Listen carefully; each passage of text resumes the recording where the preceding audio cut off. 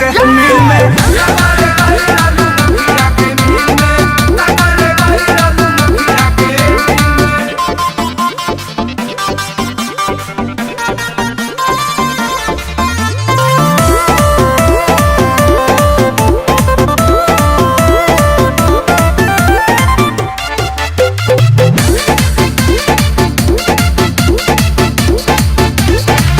पहिले से ढीला ढाला लगता कमरिया, बहरुआ घायल पूरा लूट के लहरिया। हाँ, थोड़ा डाइटिंग कर रही हूँ।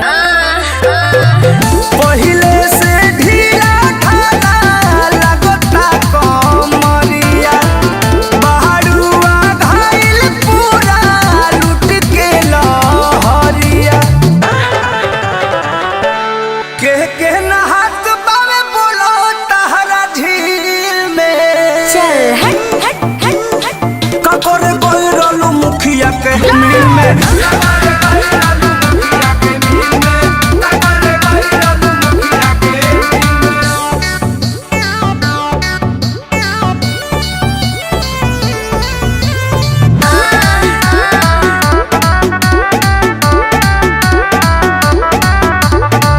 कृष्णा बेदर्दी प्रमोद को दी है हाल। अरे क्या रे क्या रे? एहने ओने जालू तो दिलवा दुखाला जामो। अच्छा अच्छा अच्छा।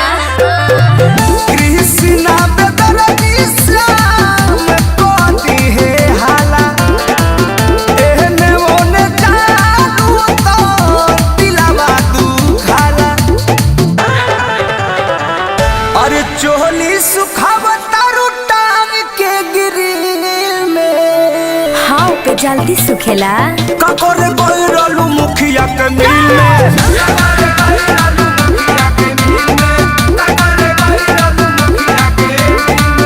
बक, मैं तो प्रोग्राम करने गई थी।